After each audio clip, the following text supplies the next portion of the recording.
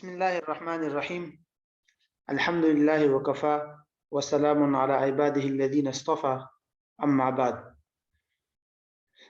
उसूली मीरास course में आप सबको खुशामदीद कहते हैं और हमारा ये कोर्स इंशाअल्लाह आज 10 जनवरी से शुरू हो रहा है और 10 मार्च तक ये कोर्स जारी रहेगा। 2 माह का ये कोर्स है और इस कोर्स से मुताल्लिक़ दीगर तफसीलात आपको पहले ही बताई जा चुकी हैं कि इस कोर्स की जो क्लासेस है वो हफ्ता, इतवार और पीर 3 दिन रहेंगी और पीर के दिन ही रात को आपको मुकम्मल हफ्ते की जो मशक़ें हैं वो दी जाएंगी। जो 3 क्लासेस यानी जो 3 दिन आपने सबक पढ़ा होगा उन्हीं 3 दिन से मुताल्लिक़ आपको कुछ मशक़ें और एक्सरसाइजेज दी जाएगी जो आप हल करेंगे और जुम्मे के दिन शाम को उन्हीं मशक़ों को हल करके मैं इंशाअल्लाह ग्रुप में भेजूंगा और उनको हलशुदा सवालात को आप देखकर अपने जो मशक़ें हैं उसको ठीक करेंगे कि आपसे कहाँ गलती हुई है। हफ्ता इतवार और इंशाअल्लाह पीर को हमारी क्लासेस होगी 9 से लेकर 9:40 तक। तो हम शुरू करते हैं मीरास के जो बुनियादी उसूल है। इस कोर्स में जिस तरह हमारे दीगर कोर्सेज में ये आदत रही है कि हम जो है मुकम्मल मौजू को चंद पॉइंट्स और नुकात में तकसीम करके पढ़ाते हैं। ऐसा नहीं है कि शुरू कर लिया, पता ही नहीं चल रहा कहाँ जा रहे हैं, कहाँ पहुंचे, और ऐसा नहीं है, बल्कि मुकम्मल खाका कोर्स का आपके सामने पहले पेश कर दिया जाएगा ताकि हर क्लास में आपको पता चले कि आप किस सफ़र में इस उसूली मीरास कोर्स के सफ़र में किस मकाम पर है। तो आपको खुद ब खुद मालूम होता जाएगा कि जो हमारी मुकम्मल कोर्स का जो खाका था उसमें हम आजकल कौन सी क्लासेस में चल रहे हैं। तो उसूली मीरास की जो तफसीली मबाहिस है और उसकी जो तफसीलात है उसको अगर हम तकसीम करना चाहें तो बुनियादी तौर पर हमारे सामने जो निसाबी खाका है वो ये है। हम मुकम्मल उसूली मीरास और फनी मीरास को हमने 7 हिस्सों में तकसीम किया है। पहला हिस्सा है हमारा इब्तिदाई क्लासेस। हर एक के लिए अलग स्लाइड्स बनाई जाएंगी। आज जो ग्रुप के अंदर स्लाइड्स भेजी गई है वो इस पहले पॉइंट से मुताल्लिक है, वो है इब्तिदाई क्लासेस। तो वो जो 14 पेजेस की स्लाइड्स आपके सामने भेजी गई है वो मुकम्मल 14 पेज इस पहले पॉइंट की है। दूसरा पॉइंट है वरसा और उनके अहवाल। तीसरा पॉइंट है मखारिज, फुरूज और हिजब आ जाएगा। फिर चौथा पॉइंट में फिर 4 चीजें हैं, औल, रद्द, तस्हीह, तखारुज। 5वां पॉइंट एक ही है, मुनासखा। 6ठे पॉइंट में भी फिर 2-3 नुक्ते हैं, तरका की तकसीम, फीकस हिस्सा, फीसदी हिस्सा, परसेंटेज का हिस्सा और कर्ज वगैरह से मुताल्लिक। और 7वां और आखिरी पॉइंट हमारा होगा जदीद मसाइल के बुनियादी तौर पर यानी मीरास से मुताल्लिक जो जदीद मसाइल है वो कौन कौन से हैं। तो ये मुकम्मल एक निसाबी खाका है जिसको आपने अपने जहन में रखना है और इसी की हम तरतीब के साथ पढ़ेंगे। पहले इब्तिदाई क्लासेस पढ़ेंगे, इसमें जितनी भी बातें आ गई ये सारी तारुफी बातें हैं और ज़रूरी मबादियात है। उसके बाद फिर ये पढ़ेंगे, फिर ये इस तरह तरतीब के साथ हम यहाँ तक पहुँच जाएंगे। तो ये है हमारा मुकम्मल कोर्स का खाका और या निसाबी खाका आप इसको कह सकते हैं। तो हम आज की क्लास में हम इब्तिदाई क्लासेस का आगाज कर रहे हैं। जो इब्तिदाई और बुनियादी बातें हैं वो इंशाअल्लाह देखते हैं। तो हम अब यहाँ से शुरू करेंगे पहले पॉइंट से, इब्तिदाई क्लासेस से। ठीक है, इब्तिदाई क्लासेस को देख लीजिए। इब्तिदाई क्लासेस के अंदर हम क्या पढ़ेंगे वो भी आपके सामने पॉइंट टू पॉइंट और नुकात की शक्ल में मौजूद है, इसको भी देख लीजिएगा। तारुफ यानी फनी मीरास का तारुफ। नंबर 2 अहमियत। नंबर 3 शराइत। नंबर 4 असबाब इर्स। नंबर 5 मीरास के अरकान। नंबर 6 तरका के हुकूक अरबा, हर एक की वजाहत करेंगे इंशाअल्लाह। नंबर 7 पे मवाने इर्स और नंबर 8 पे मुख्तलिफ अदियान में तसव्वुरी मीरास का तकाबुल, यहूदियत और ईसाईयत वगैरह में मुख्तसरन। تو یہ بنیادی طور پر ہمارے پاس ابتدائی کلاسز میں یہ 8 نکات ہیں. ان 8 نکات کو ہم ترتیب کے ساتھ دیکھتے ہیں. سب سے پہلے ہم دیکھتے ہیں میراث کی تعریف. میراث کی لغوی تعریف جو ہے ورثہ سے ہے نا، سمع کا باب ہے. اس کا اصل مادہ اور روٹ جو ہے وہ 3 لیٹر ہے، 3 حروف ہے، واو، را اور ثا. ورثہ کا مطلب ہوتا ہے یعنی ایک شخص سے کسی چیز کا دوسرے شخص کی طرف منتقل ہونا، خواہ وہ مال ہو، جائیداد ہو، علم ہو، کچھ بھی ہو. تو جب ایک شخص سے کوئی چیز دوسرے شخص کی طرف منتقل ہو جائے تو اس کے لیے ورثہ یرثو کا لفظ استعمال ہوتا ہے، حسب یحسب. ٹھیک ہے، حدیث میں بھی آتا ہے نا العلماء ورثۃ الانبیاء. تو اس ورثہ سے مراد علم اور اس میں مراد ہے مال و دولت مراد نہیں ہے. تو بہرحال یہ تو اس کے لغوی معنی ہے. جہاں تک میراث کی اصطلاحی تعریف یا اس کی اصطلاحی فنی میراث اور اصولی میراث میں میراث کا کیا مطلب ہے، تو اس کی تعریف یوں کی جاتی ہے کہ میراث کچھ ایسے قواعد اور اصول یا جزیاتی فقہیہ کا نام ہے کہ جب اس کا علم ہو جائے تو اس کے ذریعے سے انسان مرحوم شخص کے شرعی ورثاء کو معلوم کر سکتا ہے اور ان شرعی ورثاء کے اصول اور کے مطابق ان کے حصے معلوم کر سکتا ہے کہ مرحوم شخص نے جو مال و جائیداد چھوڑا ہے اس مرحوم شخص کے شرعی ورثاء کون ہیں اور ہر وارث کا اس مال میں کتنا حصہ ہے شریعت کے مطابق. یہ 2 باتیں بنیادی ہے میراث کے لیے. تو فنی میراث کے اندر 2 چیزوں کا بنیادی علم ہوتا ہے کہ میت کے ورثاء کا علم اور پھر ان ورثاء میں سے ہر ایک کا شرعی طریقے کے مطابق ہر ایک کا حصہ معلوم کرنا. یہ ہے اس کی تعریف. آسان تعریف اس کی علماء یوں بھی کرتے ہیں کہ بھئی فقہ اور حساب کے کچھ ایسے قواعد و ضوابط جن کے ذریعے ہر وارث کا حصہ معلوم ہو جائے. فقہ اور حساب کے ایسے قواعد و ضوابط جن کے ذریعے ہر وارث کا حصہ معلوم ہو جائے. تو اس کو کیا کہتے ہیں؟ علمی میراث. اسی سے اس علم کا موضوع بھی آپ کو معلوم ہو گیا ہوگا. اس علم کا موضوع کیا ہے؟ 2 ہی چیزیں ہیں، وارث اور مرحوم شخص کا ترکہ. اس نے جو مال چھوڑا ہے اس کو ترکہ کہتے ہیں. جب کسی شخص کا انتقال ہو جائے تو اس کی اونرشپ اور اس کی جو مملوکہ چیزیں تھی اس کو ترکہ کہتے ہیں. ٹھیک ہے، تو وہ ترکہ اور اس کے جو ورثاء ہے یہ 2 اس علم کا بنیادی موضوع ہے. اور اسی سے آپ کو اس علم کی غرض و غایت بھی معلوم ہو گئی. کیا کہ مرحوم شخص کے شرعی وارث معلوم کر کے اس کو اس کا شرعی حصہ دلانا. یہ اس علم کا گویا کہ سمجھ دیجئے اس علم کی غرض و غایت ہے. بہرحال تو یہ تو تعارفی خاکہ آپ کے سامنے آ گیا. اب ہم دوسری بات دیکھتے ہیں. ابتدائی کلاسز میں جو دوسری بات تھی وہ ہے اہمیت. یہ علم بڑی اہمیت والا علم ہے اور اس پر کئی احادیث موجود ہے. مثال کے طور پر المعجم الاوسط میں علامہ ابراہیم رحمہ اللہ نے طبری رحمہ اللہ نے ذکر کیا ہے کہ تعلموا القرآن وعلموه الناس، کہ قرآن سیکھو اور لوگوں کو سکھاؤ. اور آگے پھر آپ صلی اللہ علیہ وسلم فرماتے ہیں وَتَعَلَّمُوا الْفَرَائِضَ وَعَلَّمُوهَا النَّاسِ، کہ بھئی فرائض کا علم حاصل کرو اور لوگوں کو بھی سکھاؤ. او شک ان یأتی علی الناس زمان یختصم رجلان فی الفریضہ فلا یجدان من یفصل بینہما، کہ بھئی قریب ہے کہ ایک ایسا زمانہ آئے گا لوگوں پر کہ 2 آدمی فریضے کے اندر لڑ رہے ہوں گے اور وہ کسی ایسے شخص کو نہیں پائیں گے جو ان میں ان دونوں کے درمیان فیصلہ کر سکے. تو بہرحال اسی لیے علماء یہ بھی کہتے ہیں نا کہ جب علم اٹھایا جائے گا تو سب سے پہلے علم میراث کو اٹھایا جائے گا لوگوں سے.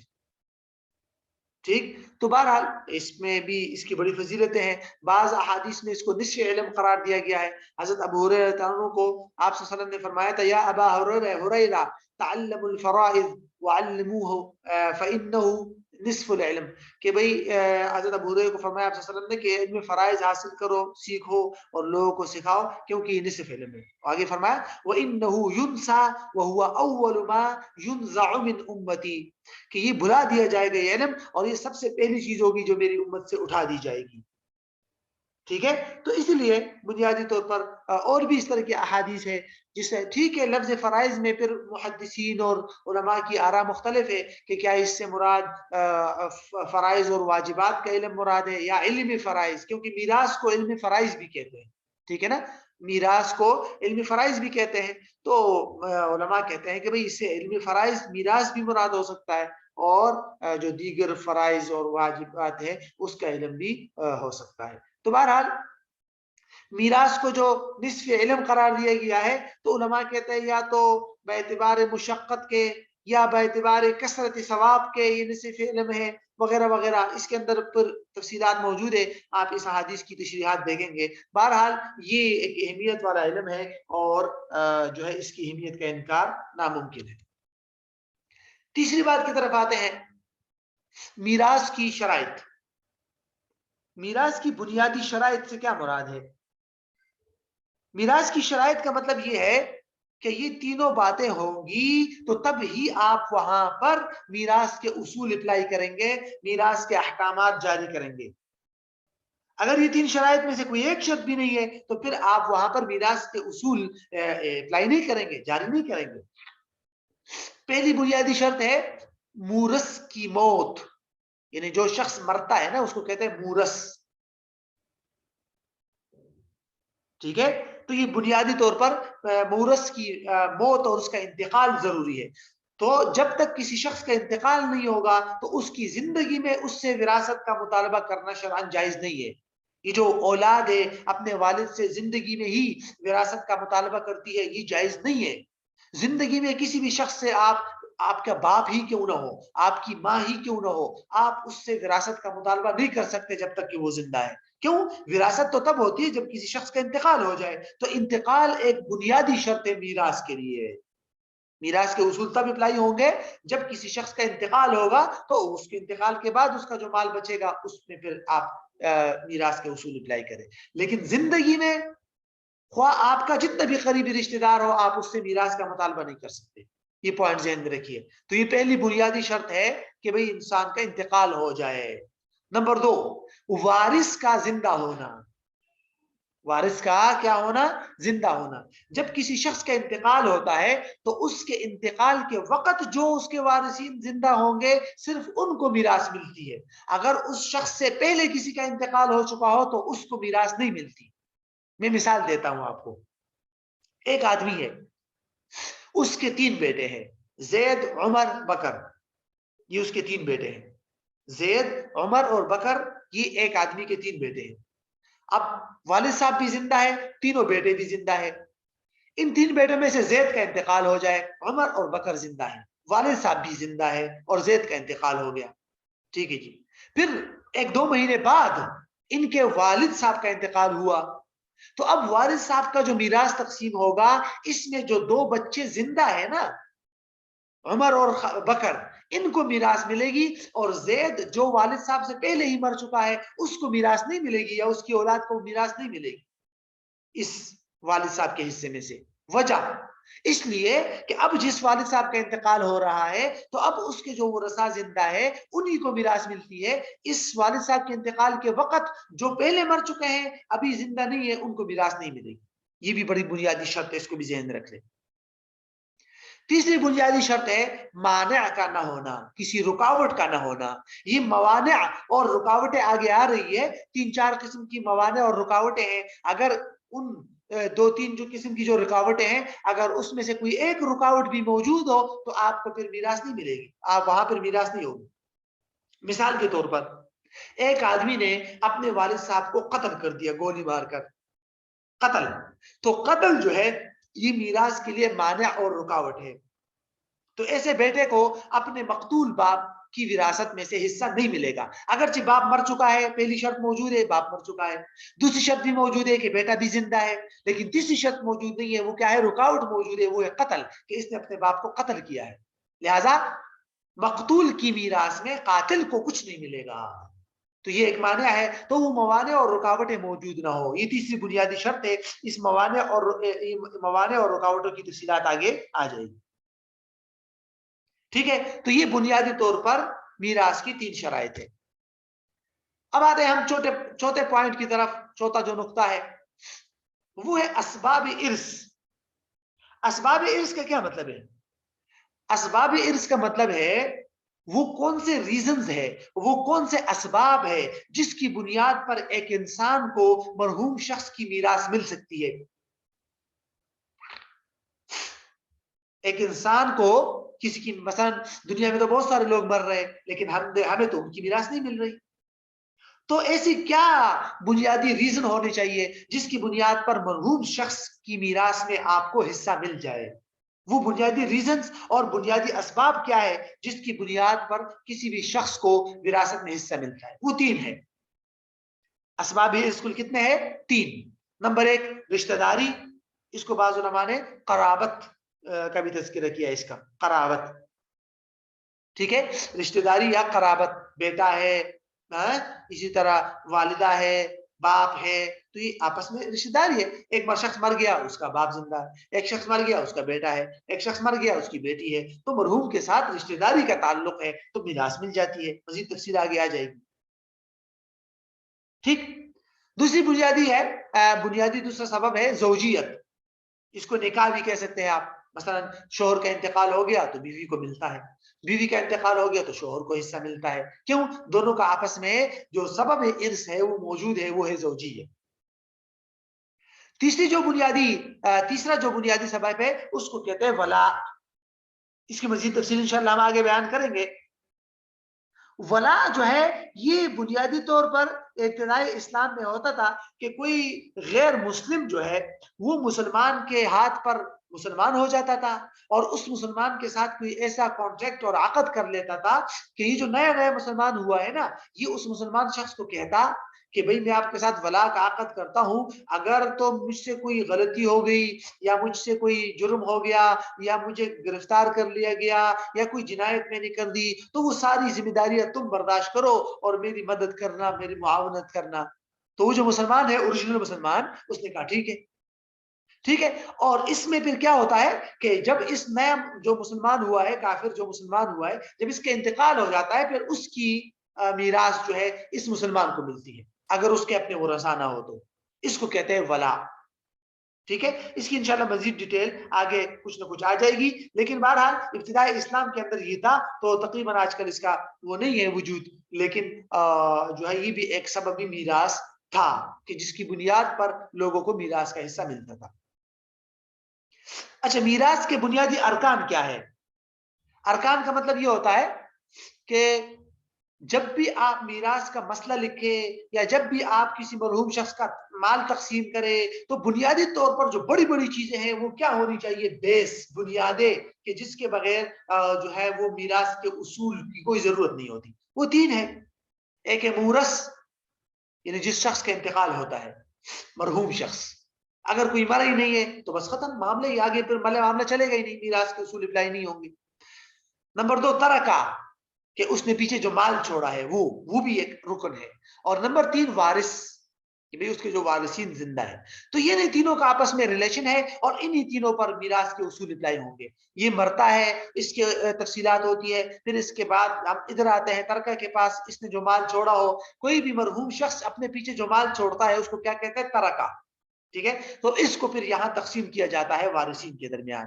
تو بہرحال اس کی مزید تفصیل آگے آئے گی کہ وارثین کون ہیں، ترکہ کی کیا تفصیلات ہے، تو وہ الگ بات ہے. لیکن میراث کے جو بنیادی ارکان ہیں اس کو اپنے ذہن میں رکھنا ہے، وہ 3 ہیں. حقوق اربعہ. حقوق اربعہ کا مطلب ہوتا ہے 4 بنیادی حقوق.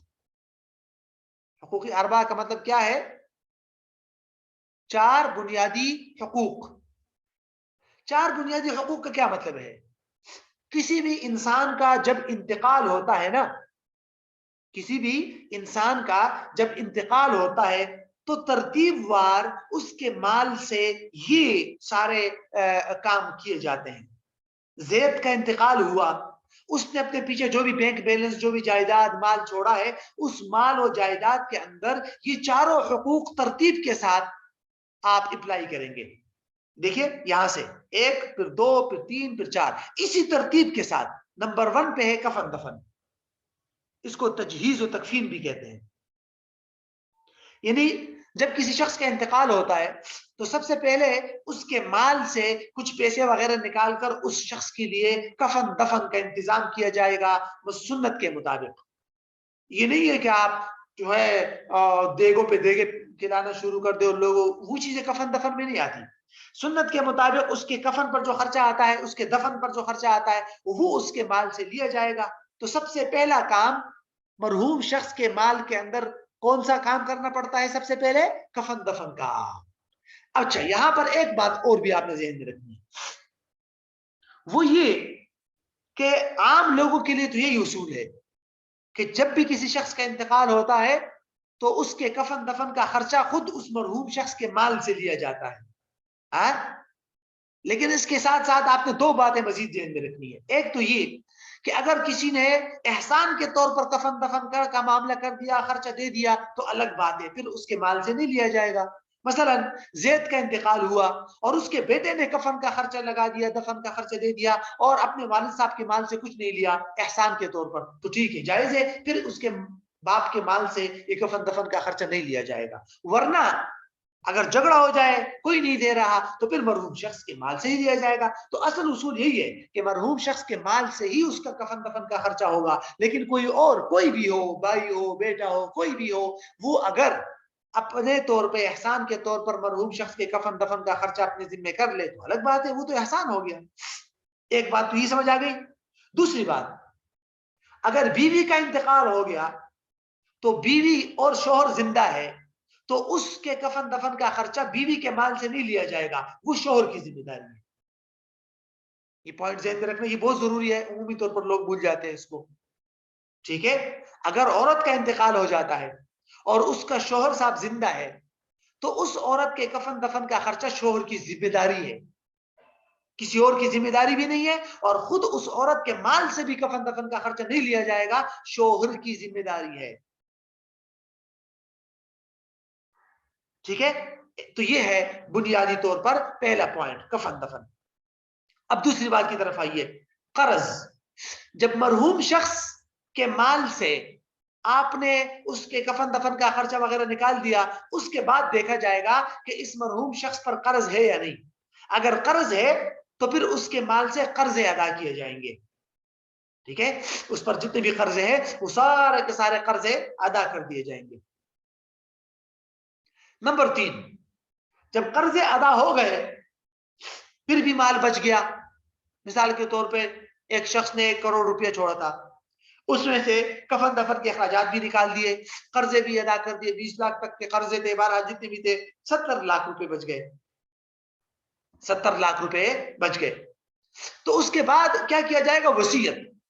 اگر مرحوم شخص نے کسی کے لیے کوئی چیز وصیت کی ہے کوئی مال وغیرہ تو اس کے بعد اس مرحوم شخص کے ترکہ اور مال سے وصیت کی ادائیگی ہوگی. لیکن وصیت کے لیے بھی آپ نے 2 باتیں ذہن میں رکھنی ہے یہ بھی ضروری ہے. اچھا تو تیسرے نمبر پر پھر کیا ہوگا جو مال بچ جائے اس سے وصیت کی ادائیگی ہوگی. لیکن وصیت کے لیے 2 بنیادی باتیں آپ نے ذہن میں رکھنی ہے. پہلی بات وصیت جو ہے وہ مکمل ترکہ کے 1/3 یعنی تہائی حصے تک وصیت جاری ہو سکتی ہے اس سے زیادہ نہیں. اس کو 1/3 کہتے ہیں نا 1/3 ثلث مال کہہ سکتے ہیں اردو میں تہائی کہہ سکتے ہیں آپ 33% یعنی وصیت زیادہ سے زیادہ کتنی ہو سکتی ہے 33% تک. 33% سے زیادہ اگر مرحوم نے وصیت کی ہے تو اس پہ عمل نہیں ہوگا اس پہ عمل کرنا کوئی ضروری نہیں ہے. وہ وارثین بالغ ورثاء کی اجازت پر موقوف ہے. اگر سارے ورثاء بالغ ہیں تو بیچ میں کوئی نابالغ ہے تو اس کی اجازت بھی معتبر نہیں ہے. بہرحال تو وصیت زیادہ سے زیادہ 33% تک ہو سکتی ہے. اگر کسی شخص نے مثلا 1 کروڑ روپیہ ہے اور اس نے وصیت کی ہے 50 لاکھ تو یہ غیر معتبر ہے. زیادہ سے زیادہ 33 لاکھ جو ہے وہ 33 لاکھ کے جتنے بھی بنتے ہیں 33% مطلب 1/3 مال 1/3 اس حد تک وصیت پہ عمل ہوگا. اس کے بعد جو مال بچ جائے گا وہ ہے ترکہ کی تقسیم ورثاء کے درمیان. سب سے آخری جو چوتھا حق ہے یہ ہے ورثاء کے درمیان. اب جو مال بچ گیا یہاں سے ان 3 مراحل سے گزر کر یہاں جو مال بچ کے آ جائے گا وہ مال اس کے ورثاء میں تقسیم ہوگا. اس کے بیوی بچوں وغیرہ کے اندر جو بھی شریک ورثاء ہے ان سب کے درمیان پھر وہ مال تقسیم ہوتا ہے. ٹھیک ہے. تو یہ ہے بنیادی طور پر ان کو کیا کہتے ہیں حقوق اربعہ. ٹھیک ہے. اس کو یوں تعبیر کیا جاتا ہے تجہیز و تکفین کا خرچہ نکالنا، ادائیگی قرض، اجراء وصیت از ثلث مال اور تقسیم بقیہ مال بین الورثہ. یعنی ورثاء کے درمیان پھر بعد میں جو مال آپ تقسیم کریں گے تو وہ تقسیم کریں. اچھا جی. اب ہم آتے ہیں 7ویں پوائنٹ کی طرف جو کہ ہے موانع ارث. موانع کا کیا مطلب ہے؟ موانع یہ مانع کی جمع ہے. موانع کیا ہے؟ موانع یہ پلورل ہے. ٹھیک ہے. اور مانع کی جمع ہے. مانع کا مطلب ہوتا ہے رکاوٹ. رکاوٹ. تو موانع ارث کا کیا مطلب ہو جائے گا؟ موانع ارث کا مطلب ہے ایسی رکاوٹ ہے کہ جس کی وجہ سے انسان وصیت سے انسان میراث سے محروم ہو جاتا ہے. اگر ان موانع اور ان رکاوٹوں میں سے کوئی بھی رکاوٹ موجود ہوگی پائی جائے گی تو انسان میراث سے محروم ہو جاتا ہے. ٹھیک ہے. وہ بنیادی طور پر وہ موانع کون سے ہیں؟ تو یہ بنیادی طور پر 4 قسم کے موانع ہیں. پہلا مانع یا بنیادی جو رکاوٹ ہے جس کی وجہ سے انسان میراث سے محروم ہو جاتا ہے وہ ہے غلام ہونا. یعنی غلام یہ پہلے زمانے میں ہوتا تھا، آج کل نہیں ہے تقریباً. ٹھیک ہے. تو غلام وجہ یہ تھی کہ غلام جب تک غلام ہے تو اس کا سارا مال جو ہے وہ تو اس کے آقا کا ہے. ٹھیک ہے. خواہ وہ مدبر ہے، مکاتب ہے، جو بھی ہے، لیکن جب تک وہ غلام ہے اس کا سارا مال تو اس کے آقا کا ہے. تو اس لیے اگر وہ مرتا ہے تو اس کی وراثت وغیرہ جاری نہیں ہوتی. یا خود اگر اس کا کوئی آقا وغیرہ مرتا ہے یا کوئی اور مرتا ہے تو غلام کو بھی وراثت نہیں ملتی. ٹھیک ہے. تو ان غلاموں کو وراثت نہیں ملتی. یہ بھی ذہن میں رکھے. بہرحال یہ آج کل نہیں ہے. نمبر 2 جو بنیادی چیز ہے وہ ہے قتل. کوئی بھی انسان اگر اپنے مورث کو قتل کرے گا تو قاتل کو مقتول کی وراثت نہیں ملے گی. یہاں قاتل کا مطلب یہ نہیں ہے کہ وہ دنیا میں کسی کو بھی قتل کرے تو اس کو اپنے باپ کی وراثت نہیں ملے گی. نہیں. قاتل اور مقتول کے درمیان میں وراثت جاری نہیں ہو سکتی. یہ بنیادی چیز ہے. ایک شخص سے اس نے اپنے باپ کو قتل کر دیا تو اس کو باپ کی وراثت میں سے حصہ نہیں ملے گا.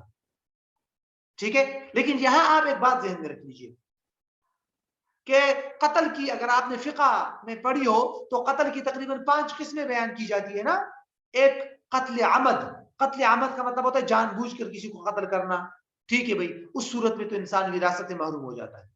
اسی طرح قتل شبہ عمد. ٹھیک ہے. جو شبہ عمد کا مطلب یہ ہوتا ہے جان بوجھ کے قتل کرنا لیکن ایسے آلے سے قتل کرنا جس آلے سے عمومی طور پر قتل نہیں ہوتا انسان، لیکن جان بوجھ کے مار دیا اس سے، تو اس میں بھی وراثت سے محروم ہو جاتا ہے انسان. قتل خطا. ٹھیک ہے. اس میں بھی انسان جو ہے وہ وراثت سے محروم ہوتا ہے. یہ ذہن میں رکھیے. قتل شبہ خطا اس میں بھی انسان وراثت سے محروم ہو جاتا ہے. ایک 5ویں قسم ہے قتل بالسبب. اس کو کہتے ہیں قتل بالسبب. تو اس قتل بالسبب کے اندر پھر انسان جو ہے وہ صرف میراث سے محروم نہیں ہوتا. قتل بالسبب کے اندر انسان جو ہے وہ میراث سے محروم نہیں ہوتا. تو بنیادی طور پر قتل بالسبب کے اندر یہ ہوتا ہے کہ مثال کے طور پر ایک شخص ہے سویا ہوا ہے. ٹھیک ہے. یوں کہہ سکتے ہیں آپ اس کو کہ ایک شخص جو ہے کوئی شخص سویا ہوا ہے اور وہ کسی کے اوپر گر گیا اور اس کی وجہ سے دوسرے شخص کا انتقال ہو گیا. تو ایسی صورت میں اس کو قتل بالسبب کہتے ہیں. تو بہرحال اس کی مزید تفصیلات تو فقہ کے اندر آپ نے دیکھی ہوگی یا دیکھ لیجئے گا کہ قتل بالسبب کہ کیا مطلب ہے؟ تو صرف یعنی یہاں فقہا ایک عمدہ ضابطہ بیان کرتے ہیں نا کہ ہر وہ قتل جس کا حکم یہ ہو کہ اس کی وجہ سے انسان پر قصاص لازم آتی ہو یا اس کی وجہ سے انسان پر کفارہ لازم ہوتا ہو تو اس کی وجہ سے انسان میراث سے محروم ہو جاتا ہے.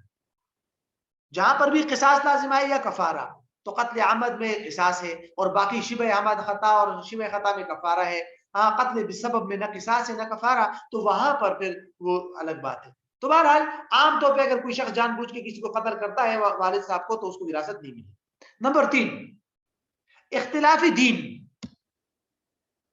اختلافی دین کہ اگر دو شخص ہے دونوں کا دین الگ الگ ہے تو دونوں میں وراثت کا جو ہے وراثت جاری نہیں ہوگی. مسلمان جو ہے اس کو کافر سے وراثت نہیں ملے گی, کافر کو وراثت سے جو ہے وراثت نہیں ملتی. مثلا مسلمان اور کافر ایک دوسرے کے وارث نہیں بن سکتے, ٹھیک ہے.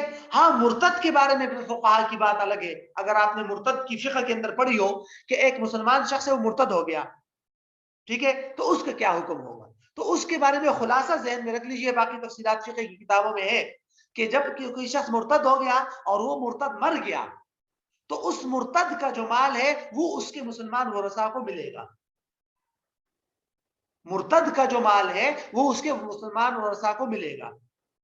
لیکن اگر اس کے مسلمان ورثاء میں سے کسی کا انتقال ہو گیا اور یہ مرتد شخص زندہ ہے تو اس مرتد کو اس ورثاء میں سے کسی کا حصہ نہیں ملے گا.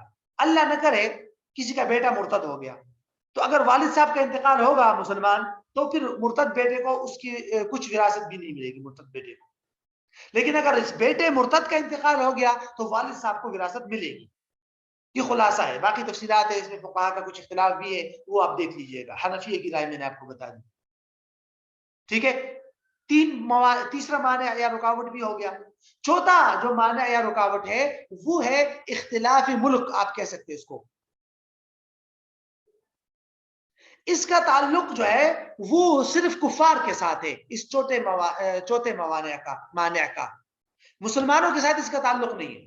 یعنی کیا مطلب ہوگا اس کا کہ دو کافر ہیں, ایک کافر ایک ملک میں رہ رہا ہے اور دوسرا کافر کسی اور ملک میں, اور دونوں ملکوں کا آپس میں ٹکراؤ ہے, ٹھیک ہے, تنازع چل رہا ہے, تو وہ دونوں کافر ایک دوسرے کے وارث نہیں ہوں گے. اس کا تعلق مسلمانوں کے ساتھ نہیں ہے.